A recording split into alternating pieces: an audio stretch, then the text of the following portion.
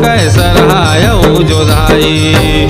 औरा बांधा के कहानी है मुख मोरे जुबानी है, औरा बांधा के कहानी है मुख मोरे जुबानी।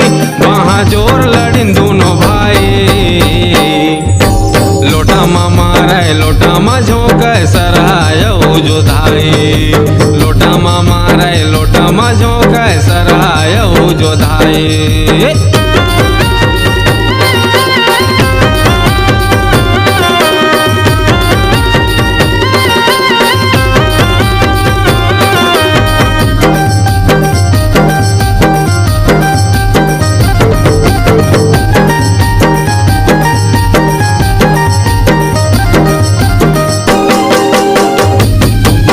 धर के लाठी तबल अपना आपला समझे वीर रे।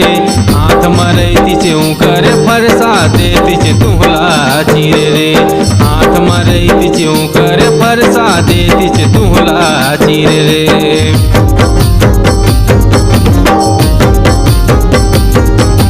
धर के लाठी तबल अपना आपला समझे वीर रे। हाथ मरे तिचे कर फरसा दे तिचे तुहला चीर रे। हाथ मरे तिचे कर फरसा दे तिचे तुहला चीर रे। झन भुलहु भल धनी लावो कर, भुलहु भल धनी लावो कर मोरे जाति भाई सतनामी। लोटा मा मारे लोटा मा झोंके सरहायऊ जोधाई। लोटा मा मारे लोटा मा झोंके सरहायऊ जोधाई।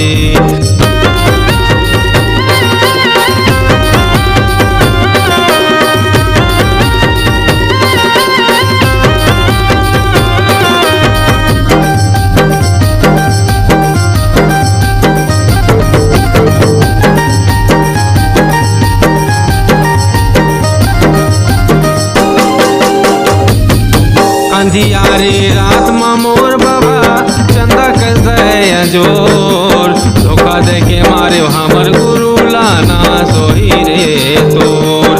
धोखा दे के मारे हमर गुरु लाना सोही रे तोर।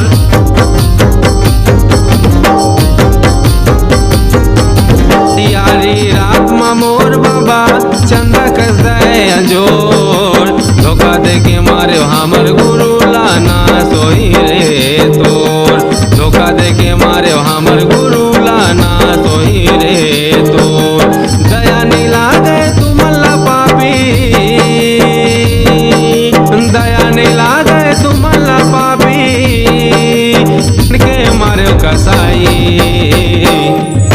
लोटा मा मारे लोटा मा झोंके सरहायऊ जोधाई। लोटा मा मारे लोटा मा झोंके सरहायऊ जोधाई।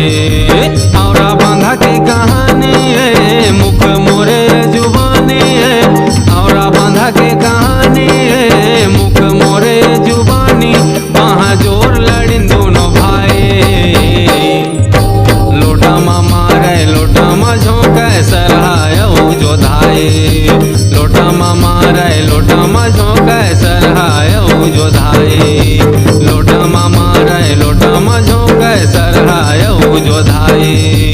लोटा मा मारे लोटा मा झोंके सरहायऊ जोधाई।